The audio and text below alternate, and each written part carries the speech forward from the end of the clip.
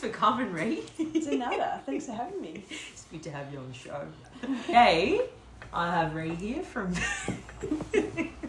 being acupuncture. How would you actually describe what you are?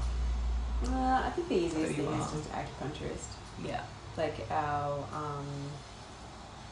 title, I guess, is technically Doctor of Chinese Medicine, but we don't ever say that, and it's just a bit confusing for people because we haven't actually done a doctorate, but it's just the title that you're given. Yes. So yeah, I don't normally go by that, but acupuncturist is just easy. For sure. Okay, cool. I describe you as a very worldly person outside of being a Chinese doctor. Yeah. So I asked the pals a little bit about what they wanted to hear, and we stumbled on relationships. So I've written a couple of questions down, and I wanted to see what you had to say. Sure. So we're going to start on games. Games. Okay. Games. All right. So,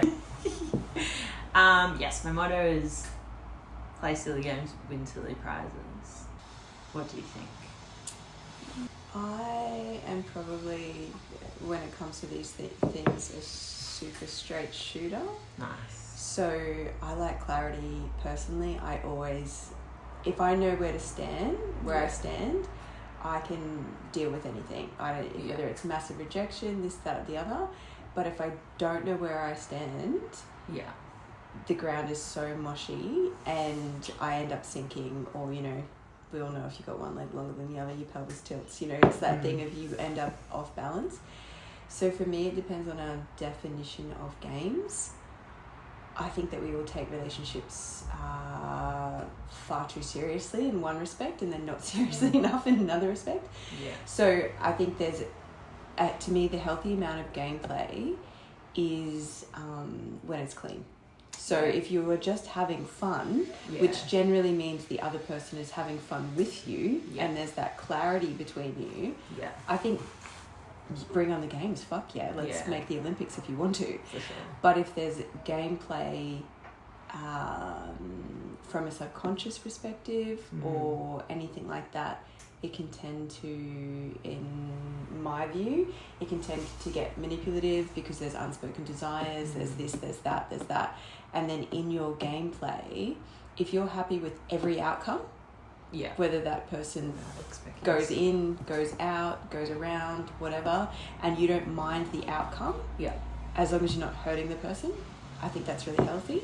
Yeah. But if your gameplay is to get an outcome, watch out. Yeah. My only thing of it depends on, I guess it depends on why you're playing the game. If your intention. So if you're playing the game to have fun and you're purely free and having fun, once again, as long as the other person's feelings are safe, great. But if you're coming at it from an insecurity or desire of wanting them to behave in a certain way, enjoy the quicksand. Yeah, for sure. But I think there is an element of a guy that likes to just go for a woman that is being chased by multiple people. They're is that an ego thing, do you think? For sure. To win the thing. Yeah. It's like if I climb the mountain, then I get to stick the flag in it. But it's pretty short-lived because while I understand that all those things can be fun, I wouldn't entertain that behaviour. Even if it was a little bit fun, I know the outcome. Because ultimately, once he climbs the mountain, sticks his flag in it, he's on to the next flag, the next conquest, the next whatever. So you're actually an irrelevant mountain that you just happen to climb. Yeah, for sure.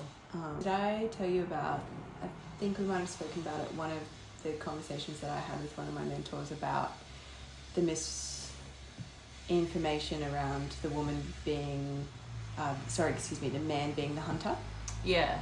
What's the misinformation? So he said to me, he confronted me at some point and he was like, Rhiannon, you have no idea about boys and girls, do you? And I was like, not really, because I grew up being a top bloke, so I've had to learn how to be a woman, which I'm really grateful for, but that was what came first. So he said to me, it's a complete misconception that men are the hunters. He's like, women are actually the hunters. He's like, that's why you hate each other. Because you're actually in such rivalry together. No different to like a group of women get together and they'll generally not stop listening. They'll talk over the top of each other. And we blame men for that alpha feels, but we do it equally. Like, so basically both genders play those games. But his point was that a woman actually hunts the man with her bait. Yeah. And he said to me, he's like, you have no idea of your bait. Like, you just walk along and you're like, la, la, la, la, like, whatever. And then he's like, you know, that's part of the beauty of you. But at the same time, he's like, you've never refined what you're attracting because you've never refined your bait. Yeah. And he's like, a woman lays out her bait and then a man will sniff the bait. If he likes the bait, he will pursue. Yeah. And if he doesn't like the smell of the bait, he won't. Yeah. So this is, I think, important for women is to understand, well, what is my bait? Like, and the bait is like, well, it's who you are, but it's refining what you want to attract in that partner. Because lots of women, and this is also comes back to the games a little bit, you know, lots of women just, for the easiest example, having such sexual power, they will use that as their bait. Yeah. So their bait becomes sex, or their bait becomes this, or their bait becomes that. It's got to be more. And and so it really depends of, am I trying to, because ultimately they'll line up. So if I'm trying to attract a man to sexually objectify me by thinking I'm sexy, it ain't hard. And then it's so short-lived. And also, that man is only smelling that bait. So the man that's going to pursue that has his nose dialed to that flavour. Yeah. And then we wonder why we end up in these situations, but it's like showing you that, sorry, but you're a one-trick pony. Yeah. Like, what do you actually have to offer life, that situation, that man, that's like everything. So for me, I've always been basically, if you can't touch my mind, you can't touch my body. So for me, I've always had a need to be intellectually stimulated. I don't like anybody that I can't have a laugh with. So, you know, he basically said to me, you need to go home and write a man list. Yeah. And at the time I was like, I am not going to go home and write a man list. Like, it sounded like the most cliche thing of like, what am I supposed to do? Like, you know, big smile, great hair, blah, blah, blah. Like, who the fuck am I to define this person? Yeah, no, there's a part of it that feels a bit off, but I've done the same thing as well. Yeah. But yeah. But he also confronted me with, when I was like, I don't know if I can do that. He asked me what my top 3 things were, and I was like, kindness, integrity, and humour. Oh, hot. And he was like, Rihanna, giving me 3 things. For someone that you're willing to share that you bed with for the rest of your life with 3 things. Yeah. And I was like, damn, that's a unicorn. Yeah. If you can find me those 3 things in any person, I don't give a shit. Good smile, bad smile, whatever. Because they're like really rare. And then he was like, if this was a housemate, if this was a business partner, you wouldn't be ashamed to ask for more than 3 things. Yeah. So I think though that's the thing of like, when we talk about what defines if that person stays, it's our intention. Yeah. And also, if we understand if we put the right filter in our coffee, the right brew will come through. Yeah. If we have fly screen in our coffee, we're going to get so much shit fall through. Yeah. So I think the more refined you are, but it's also not just will they stay around, do I want to stay around? Yeah, well, that's exactly and then the more that we refine that, the less it's relevant of whether or not they stay around or not. Yeah. I'm going to end up going into a big spiel if I talk about it, but I think I told you about the ex-boyfriend that broke up with me, and I was like... Yeah. The one before the one. Yeah, and it was interesting because it was like such a great time to really... I guess work on all these things and all those concepts of conditional love or unconditional love, but basically there was the example of a person that didn't want to stay. Yeah. And how much that was such a beautiful refining process for me to understand, okay, well, if I truly loved that person as much as I thought I loved them, can I still love them even though they're not my boyfriend, or can I not? And going through those processes. So I think even the people that don't want to stay around, are just as valuable as the ones that do. Yeah, no, there's always a lesson to be learnt, that's for sure. Do you think, like, I've seen it a lot, like, in my strong kind of certain friends, the really confident chicks, like, they don't seem to attract that many guys. Do you think it separates the men from the boys, the ones that go after the ones who are actually truly confident in their own lane and just like unafraid to be alone? Yeah, for sure. I've never attracted like many men really over the time, other than like, you know, maybe someone that wants to have sex with you or whatever, but in an actual partnership realm. And constantly got told it's because I'm too intimidating. And that I think used to bother me somewhere, but now I'm so unashamed of that, of like, it's no different to our friend groups or anything like that. To me, less is actually more. Yeah. So the less people I attract, hell yeah, because it's refined. Yeah. And you're not having to be that person going through the recycle bins on the weekend. You know, like, I don't want to do that. I don't want to. So I also think there's not that many confident women, and equally there's not that many confident men.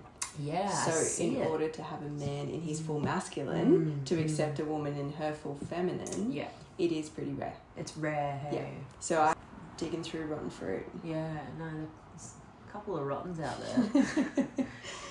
Guys under 30 on the Gold Coast, like, this area, anyway, it just doesn't seem to be like a thriving area for guys who are in touch with everything I want them to be in touch with. And like, I think just like genuine people in general, but then genuine men that are just like interesting. They're a little bit, they're few and far between. You don't see them a lot. Yeah. And then to be in touch with their feminine as well, it's like, whoa. Yeah. Like, I've spotted one and I'm just like... I know it exists. Yeah. Did he have a unicorn one? Yeah. It's interesting because I agree with you, and that's one of the reasons why Dan largely challenged me to write the Men List and Refine. Yeah. Because he was like, if you look at the population base and if you look at this and you take out, you know, people from... you know, the 15-year age range, you take out the boys, girls, whatever you're looking for. He's like, there's 0.5 of a person on the Gold Coast for you statistically. So I was like, oh, great. 0.5. That's it. But it is interesting because to me, as much as we need to take those variables into account and just, you know, it does highlight the importance of that refinement. Yeah. However, to me, it's not we don't need to figure out the way, when, why, how. Life will do it for us. Well, that's it. And our responsibility is to be holding that vibration as best we can. Yeah. That we want to attract, and that's not having necessarily our dream man or woman in our head, and you know, picturing them on a Sunday morning. Although that could help if you really wanted to. Nah, but I like what you're putting down. Yeah, because it's also that thing of, it was difficult for me because I really wanted a man in his masculine, and you know, that balance of both. And yet, largely, a lot of the time that I had that such strong desire, I hadn't worked on my feminine. And not for a lack of trying, but it was like, I feel like I just constantly met dead ends of like, oh, not it. In that I was like, throwing my hands up in the air of like, well, this is just fucking me then. Yeah. And I think an element of that is true, but also we're all who we think we are, not actually who we are. Yeah. So we can put on any costume. Yeah. But the point is, if we expect something that we're not embodying, it's a lot more difficult to meet that. Whereas, you know, sometimes you can feel like so in flow, like a wizard. Like you can be like, I want... whether or not it's, I want inspiration of this, and geez, I want to know more about that, or whatever it is, and then it just pops in our life, and we don't necessarily need to prompt anything. Yeah, it's just a natural flow. I think it's, it feels like a full energetic thing. It feels like a frequency. It feels like well beyond control. Can you recommend any quick fire ways to jump into your feminine? Is there anything that you do to sit there?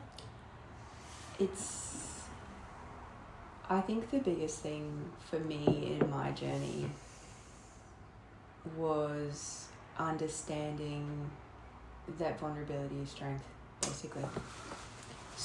With my partner now, Alistair, this was actually the first conversation that we ever had, realizing that there was a spark between us.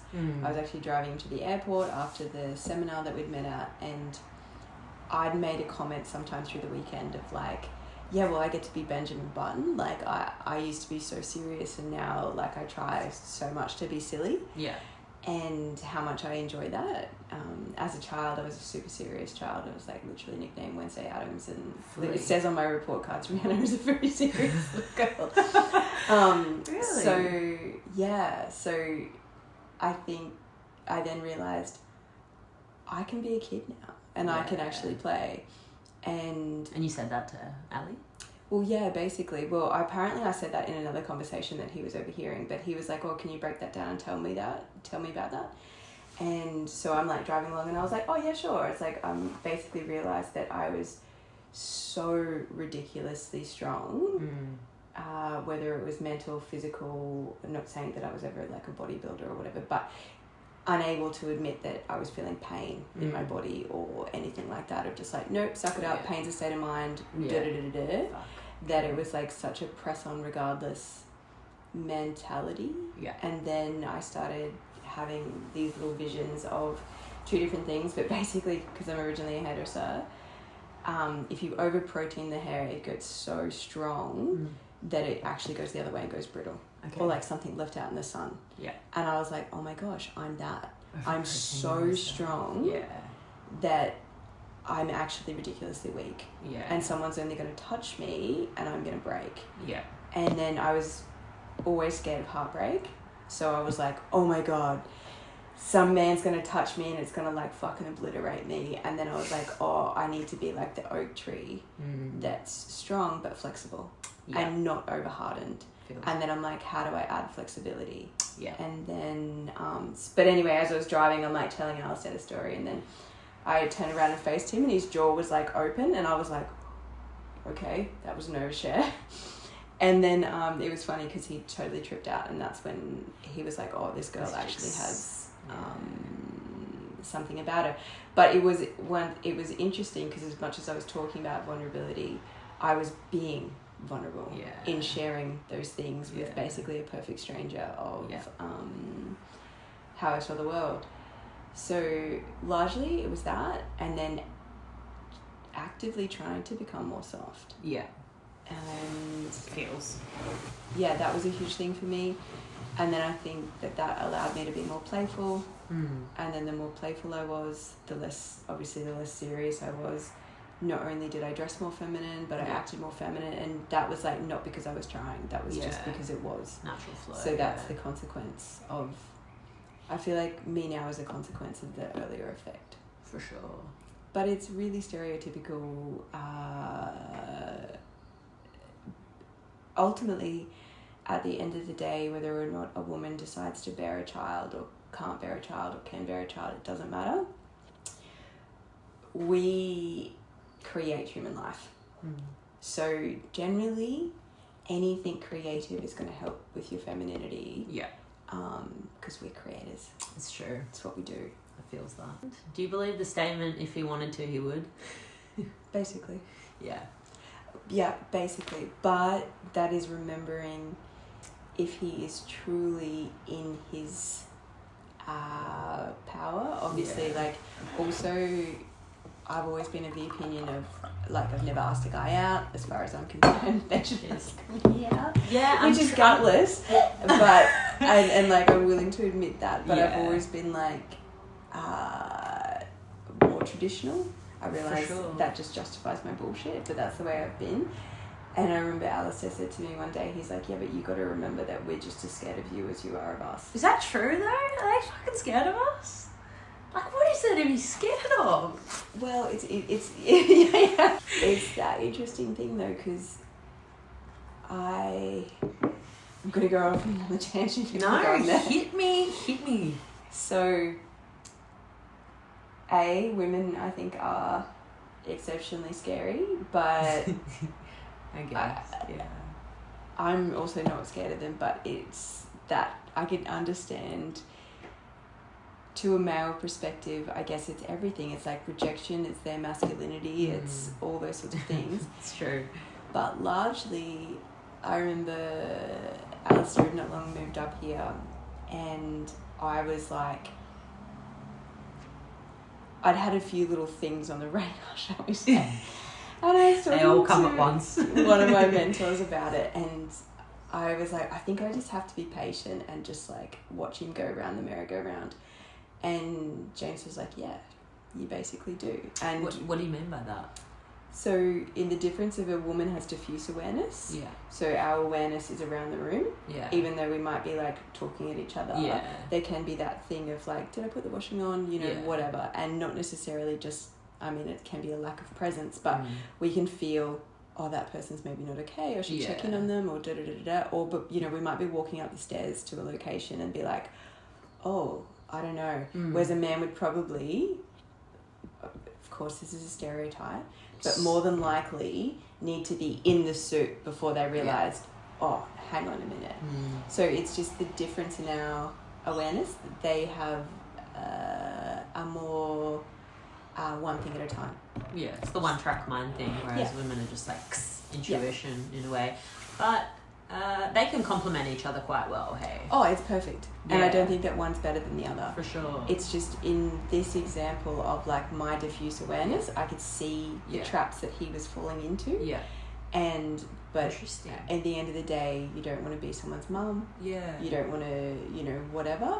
But me biting my frustration of wanting the most efficient path. Fucking oath. And then being like, okay, cool, but is he better off learning his own lesson, or am I better off telling him? Because then that puts things in the way of our relationship. Not only do I end up in the mum role, but I'm the bad guy. Yeah.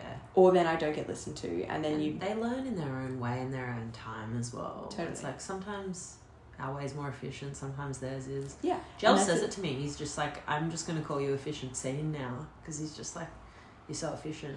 You think about, he's just like, you think about you're like 14 steps ahead. Yeah. And but he's one track minded. He's thinking about which I think is like fucking epic. Like the fact that they can just be so focused on the task at hand and not.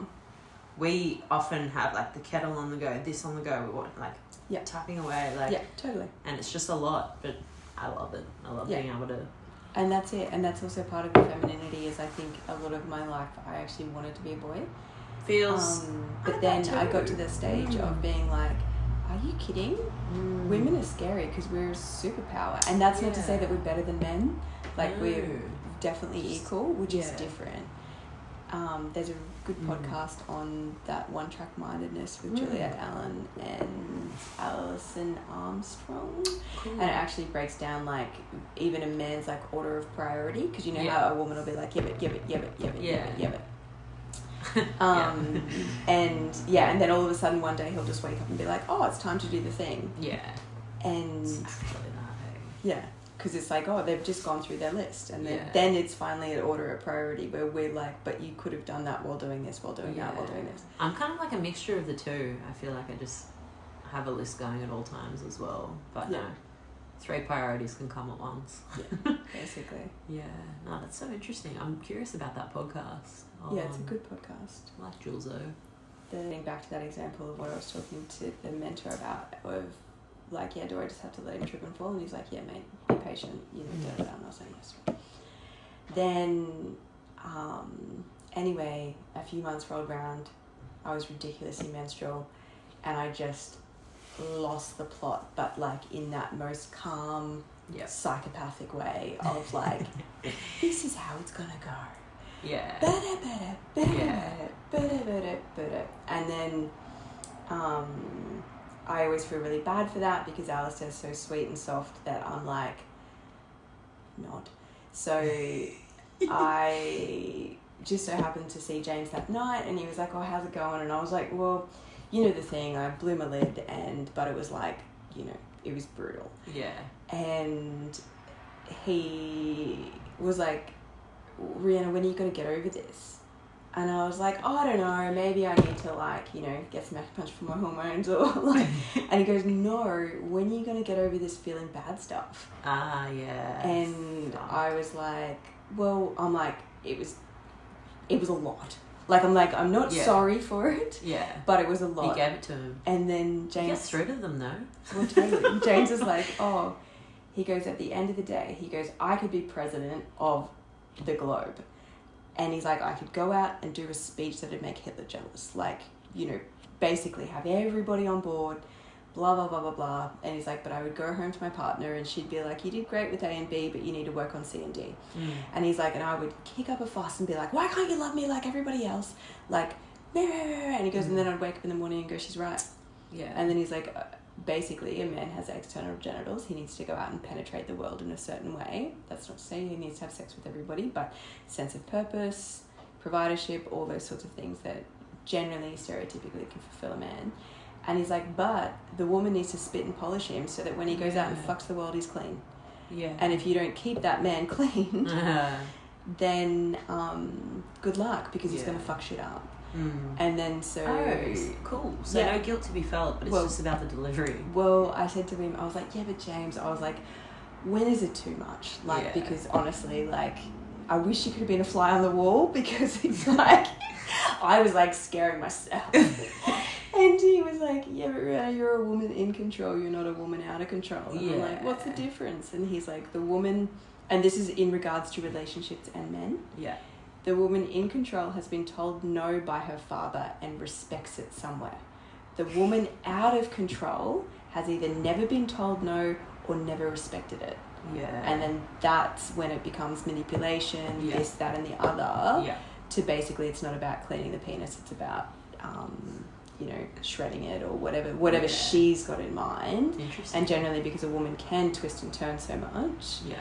that she will say one thing and then he'll try to do that and then she won't be able to achieve it because she'll just keep moving the goalposts. Yeah. Rather than if we do move the goalpost somewhere and then there's a failure for whatever reason, us to acknowledge that, have accountability and be like, okay, cool. You know what, we just actually set that up to fail, or, oh, now we understand that, and we take accountability for that. Yeah. Rather than... can you make me a cup of tea? And then I always like black tea, for instance. You make me a black tea thinking that's what I want, and then I like throw it in your face and be like, I want it green. Because I wasn't clear. Yeah. Or I'll even worse than that, I'll say I wanted black tea and then decided I wanted green, but then blame you that your ears are painted on or whatever and make it your problem. Does that actually happen? Oh, all the time. People do it to each other all the time. Yeah, I feel like I'm surrounded by like relationships that don't really inspire me. You're definitely in a relationship that inspires me and that teaches me so much. I love watching you guys. Yeah. But no, it's cool. It's cool. I go through like, generally I fucking love my own company. Then there's times where the idea of sharing the joy with somebody and just being able to have all the trimmings is something that excites me. But yeah, I kind of ebb and flow between those two. I really don't feel like the want comes from a place of lack or anything like that. It's just, I have so much love. I feel like I can cultivate so much love, and I just like, it honestly freaks me out the amount of love that would, if I was to come together with someone, I just feel like I would just blow up. Because like the love I feel on my own is one that just like brings me to tears. Just like when I'm riding the motor, or when you know, just doing shit like this, or even last night when we were having dinner, like, just like, yeah, it just feels so, just like, can't even put it into words. But then there's still a part of me that doesn't think that anyone would be able to handle me. But I'm not that hard. That's the thing, is I'm fucking simple. I just do my thing. Just let me do my thing. Yeah. And that's, I guess, a real interesting thing of, I can really relate to that. I actually love my own company, and Tuesday nights when Alistair goes to Mankind Project and then he's like, oh, I'm actually going to go to Jiu-Jitsu tonight, and internally I'm like air punching a little bit because I love having my own space, love having my own time. Yeah. However, I think when you meet that person that is on that like vibration, the changing of the sheets, for example, I know that's just an example, but it becomes a pleasure somewhere that you're willing to sacrifice that time because then it gives to that relationship. Yeah. And I think that one of the misconceptions that we all have is, because obviously we need to consider another person in the mix, we confuse that with a loss of freedom. Yeah, there's definitely a little bit of that. I think because my ex didn't really like it when I did my own thing. When I'd go and spread my wings, go camping, he got quite jealous. I think there's a little element of that, and that's kind of seeped into the present. But I think I deeply to my core believe that what's meant to be will be symbiotic. Like it'll just flow, and then there'll be somebody who loves their own company as well. Yeah. But it's cool. It's an interesting thing admitting out loud that you're open to love as well. It's like it's a strange thing. I don't think I've ever really fucking said that as well. But a previous relationship has given you that example of losing your freedom in order for that.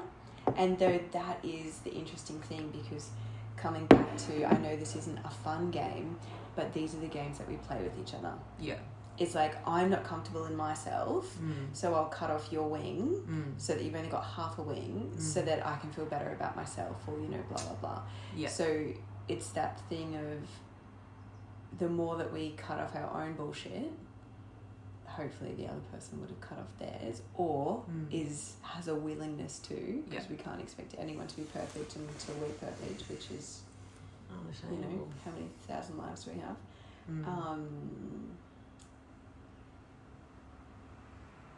Yeah, it's just interesting what we do to each other. But to me, it's like, if we're losing our freedom, then there's an issue. Yeah, for sure. Nah, that's a big red flag for me anyway. It's a non-negotiable. Also, this is the great thing about love, right? It's like, and this is the love of all, this isn't just the love of an intimate partner. It's like, I would love you enough to call you on something. And I hope that you would love me enough to call me on something. Yeah, because these are the things of when someone actually loves you. And like that ex that broke up with me, he taught me one of the best lessons of love, ever. And I still love him because it was like that actual, the exchange that we had was just so good. Even though, you know what, most people would have said it was horrible, when you can't sleep, you can't eat, all the rest of it, but it was just like so potent in it's the real deal. Teaching ability. So, and this is my personal thing, but to me it's like, the only time that this is going to fuck you up is expectations and outcomes. Yeah. The interesting thing is, like, when we, with no expectations, it's a little bit like saying, don't think about the colour orange. Yeah. I don't know if we've ever spoken about this, so excuse me if we have, but you and I are really similar. I love when you say that. So it's that funny thing of, always going out and getting what you want, etc., etc. So it's nice to be pursued without a doubt, and I think you've got every right to want that. But just make sure that you don't bat away just in order to get that chase. But just don't bat back. It's interesting as far as, like, I've always had that same opinion of like the man can pursue and I want to be pursued.